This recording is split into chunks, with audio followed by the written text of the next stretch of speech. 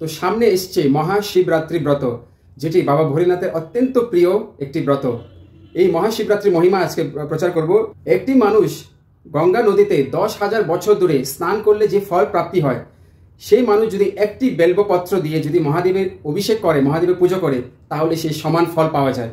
মানে শুধু একটি বেলপত্র আপনি যদি শ্রদ্ধা ভক্তি সহকারে দেবাদিদেব মহেশ্বর যদি আপনি পুজো করেন, তাহলে 10,000 বছর ধরে গঙ্গা নদীতে স্নান করলে যে ফল পাওয়া যায়, সে একই ফল পাওয়া যায়। তো মহাশিবরাত্রির দিন বাবা ভোলেনাথ এই জগতে চল অচল যত শিবলিঙ্গ আছে, সব কটা শিবলিঙ্গতে বাবা ভোলেনাথ প্রত্যেকটা জগতে উনি সংক্রমণ করে।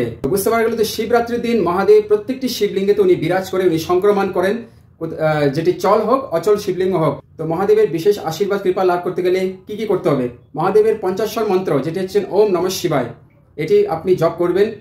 শিবলিঙ্গতে আপনি পঞ্চামৃত দিয়ে অভিষেক করবেন, জল অভিষেক করবেন, দুধ, কাঁচা দুধ, আপনি দুধটাকে বয়েল করবেন না, সিদ্ধ করবেন না, তো কাঁচা দুধ দিয়ে মহাদেবের অভিষেক করবেন। এবং আপনি ঘি দিয়ে অভিষেক করবেন, মধু দিয়ে অভিষেক করবেন, এবং অন্তিমে আপনি ভোলেনাথকে জলের মধ্যে যদি আপনি শক্কর বলে মিশ্রি, বা মিশ্রি না থাকলে গুড়, আপনি গুড় দিয়েও মহাদেব জলের মধ্যে গুড় মিশিয়ে, গুড় না থাকলে আপনি মিশ্রি, সেটি মিশিয়ে আপনি মিষ্টি পানীয় জল দিয়ে আপনি মহাদেবের অভিষেক করবে। এতে আপনি অনেক কল্যাণ, ভোলেনাথের অনেক কৃপা পাবেন। ভোলেনাথকে আপনি পঞ্চামৃত দিয়ে অভিষেক করার পর তারপরে আপনি অর্ঘ্য প্রদান করবেন। অর্ঘ্যের জন্য আলাদা মন্ত্র আছে। প্রথমে আপনাকে সংকল্প করতে হবে। রথের আগের দিন আপনি সংকল্প করবেন যে আমি শিবরাত্রি, মহাশিবরাত্রি আপনার উপবাস ব্রত করব, তো আমি অনুকল্প প্রসাদ নিয়ে থাকবো। আপনি যদি ঊর্ধ্ববাস 12 ঘন্টা উপবাস করতে চান তো করতে পারেন। আপনি যদি সারাদিন উপবাস থাকতে চান তাহলে করতে পারেন। রাত্রে আপনি মহাদেবের অভিষেক করে তারপর দিন আপনি পালন করতে পারেন। সেভাবে আপনি মহাদেবকে সংকল্প করে আপনি মহাদেবকে জানিয়ে দিবেন এবং সেভাবে আপনি পুজো আরম্ভ করবেন। তো 4 প্রহর আছে অভিষেক করার, আপনি সেই প্রহরে চলতে পারেন। যদি আপনি সেভাবে যদি সময় না থাকে তাহলে আপনি রাত্রেবেলা অভিষেক করবেন। তো শিবলিঙ্গে যখন আপনি জল ঢালবেন, আপনি গণেশজির স্থানে, কার্তিক স্থানে, অশোক সুন্দরীর স্থানে, তারপরে যেখান থেকে জল বেরিয়ে পড়ে সেখান থেকে আপনি জল দিবেন এবং শিব বাবার অন্তিমে শিব বাবাকে দিবে, আর নন্দী বাবাকে আপনি জল অভিষেক করবেন। আপনি 7টি বেলপত্র দিবেন, বা আপনি যদি 108টা দিতে চান 108টা দিতে পারেন। বেলপত্রের মধ্যে আপনি চন্দন এগুলো লাগিয়ে দিতে পারেন, এবং ভোলেনাথকে আপনি চন্দন মিশিয়ে চন্দনও আপনি অর্পণ করতে পারেন। ঠিক আছে, বিল্বপত্র আপনি গণেশজির স্থানে, কার্তিক স্থানে, অশোক সুন্দরীর স্থানে, তারপরে যেখান দিয়ে জল বয়ে পড়ে এই জায়গার স্থানে এবং শিব বাবার উপরে আপনি বিল্বপত্র দিবেন। ঠিক আছে, তো শিব বাবার নিয়ম আমি এত গভীরভাবে বলবো না, সিম্পলভাবে বলবো যে মহাশিবরাত্রি হচ্ছে মহাদেবের অত্যন্ত প্রিয়। সমস্ত দেবদেবীরা পর্যন্ত মহাশিবরাত্রি ব্রত পালন করে। আমাদের হচ্ছে পরম কর্তব্য। ইনি হচ্ছেন পরম বৈষ্ণব শিরোমণি, ভগবান শ্রীকৃষ্ণের গুণ অবতার।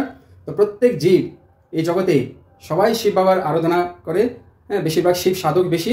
তো আমাদের সবাইকে শিব বাবার শরণাগত হয়ে সম্পূর্ণ শিব বাবার স্মরণে থেকে শিব বাবার আরাধনা পূজা করা উচিত। মহাশিবরাত্রি বহু শক্তিশালী, মহাদেব যে অত্যন্ত খুশি হয় যারা শিবরাত্রি ব্রত পালন করে। তো আপনি শিব বাবার কাছে কি বরদান চাবেন? যদি আপনি যেটা আপনার মনে কামনা সেটা আপনি চেতে পারেন। এবং আপনি যদি কৃষ্ণ ভক্তি চান, যারা কৃষ্ণ ভক্ত তারা কৃষ্ণ ভক্তি চাবেন, তাহলে মহাদেবজি আপনাকে কৃষ্ণ ভক্তি প্রদান করবেন। কারণ উনি হচ্ছেন সদাশিব এবং উনি বিষ্ণুদত্ত অবতার, এবং উনি আবার পরম বৈষ্ণব শিরোমণি। যত বৈষ্ণব আছে সর্বশ্রেষ্ঠ বৈষ্ণব শিরোমণি, এবং উনি আবার শিব বিষ্ণু তত্ত্ব অবতার বলতে গেলে। ঠিক আছে, শিব তত্ত্ব অনেক শ্রেষ্ঠ, অনেক বড়, শিব তত্ত্ব অনেক উঁচু তত্ত্ব। তো সেগুলো আমি বেশি যাব না। বাস মহাশিবরাত্রি সবাই মহাদেবের বিশেষ করে অভিষেক করবেন। যদি আপনার কাছে পঞ্চামৃত না থাকে তাহলে আপনি শুধু জল দিয়ে অভিষেক করতে পারেন। সেটা তো হবে, জল মাস্ট, বেলপত্র মাস্ট থাকতে হবে। ধাতুরা মনে রাখবেন, একটি ধাতুরা আপনি ভোলেনাথকে অর্পণ করবেন রাত্রেবেলা। কান্নের একটা পুষ্প আছে, সেটাও আপনি অর্পণ করতে, অনেক রকম পুষ্প আছে সেগুলো আমি বলবো না, শুধু কান্নের সাদা পুষ্প এগুলো ভোলেনাথকে অর্পণ করবেন। আর মহাশিবরাত্রির দিন বিশেষ করে আপনি ওম নমঃ শিবায়, শিব বাবার পঞ্চাশর মন্ত্র এটি আপনি জপ করবেন। আরেকটি মন্ত্র শ্রী শিবায় নমস্তুভ্যাম, এটাও আপনি পাঠ করতে পারেন। যখন আপনি অভিষেক করবেন ওম নমঃ শিবায় পাঠ করবেন।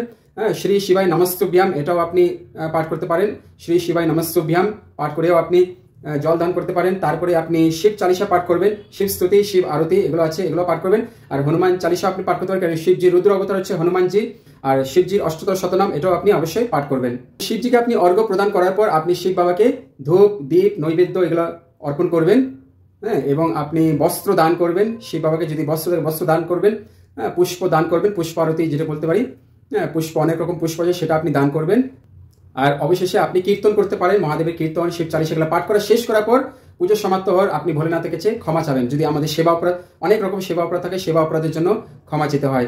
এভাবে আপনি ভোলেনাথের সেবা পুজো করে মহাদেবকে প্রসন্ন করে আপনি কৃপা আশীর্বাদ পেতে পারবেন। তো মহাশিবরাত্রি আমি সকলে কামনা করি দেবাদিদেব মহেশ্বর বাবা ভোলেনাথ সবার উপরে কৃপা মঙ্গল করুক। সবাই ভালোভাবে ব্রত পালন করবেন। আপনি যদি 12 ঘন্টা উপবাস থাকতে চান করতে পারেন। যারা খুবই অসুস্থ, হ্যাঁ, যাদের মানে শরীরে জোর নেই, যারা বয়স্ক বৃদ্ধ, তাদের জন্য ম্যাক্সিমাম আধা ঘন্টা শিব বাবার স্মরণে বা 1 ঘন্টা বা 2 ঘন্টা, ম্যাক্সিমাম তাদের জন্য 2 ঘন্টা উপবাস করলেই যথেষ্ট।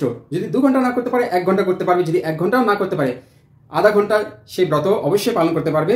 যদি সেটাও না পারে 15 মিনিট, আর যদি সেটাও না পারে তাহলে ভোলেনাথের নাম স্মরণ করে আপনি সেই ব্রত পালন করতে পারে। তো ভোলেনাথ জি পরম দয়ালু, যতটুকু আপনার সামর্থ্য অনুযায়ী আপনি ব্রত পালন করবে। যারা সুস্থ তারা সারাদিন ব্রত উপবাস পালন 24 ঘন্টার মতো একাদশীর মতন আপনি পালন করতে পারেন, এবং যারা 12 ঘন্টা করতে চায় তারা 12 ঘন্টা অবশ্যই পালন করবেন। তো মহাদেবের মন্দিরে আপনি দীপ প্রজ্বলন করবেন, বাড়িতে আপনি দীপ অবশ্যই প্রজ্বলন করবেন, ঘিয়ের প্রদীপ প্রজ্বলন করবেন, এবং আপনি শিব বাবার আরতি করবেন। ঠিক আছে, মন্দিরে আপনি গেলে মন্দিরেও আপনি আরতি করবেন। যদি দ্বীপ থাকে দ্বীপ দিয়ে আপনি হাত দেখিয়ে বা আরতি করবেন। বাড়িতে থাকলে বাড়িতে আপনি পঞ্চপ্রদীপ দিয়ে মহাদেবের আরতি করবেন। তো যারা কৃষ্ণ ভক্ত, ভগবান শ্রীকৃষ্ণকে আপনি ভোগ লাগিয়ে আপনি তারপর মহাদেবকে ভোগ লাগাতে পারেন সেভাবে। আপনি যত পারলে আপনি ওম নমঃ শিবায় জপ করবেন। যত আপনি জপ করবেন তত আপনার ভালো হবে, মঙ্গল হবে। আপনি হরিনাম কীর্তন করবেন, হরে কৃষ্ণ মহামন্ত্র, শিব চালিসা, হনুমান চালিসা অবশ্যই পাঠ করবেন। তো আশা করি আপনাদের এই ভিডিও আমি যতটুকু পেরেছি আমি ছোট অল্প করে বলিয়ে বোঝার চেষ্টা করেছি। তো সবাই ভালো থাকুন, মহাদেব সবার উপর মঙ্গল করুক, কৃপা করুক।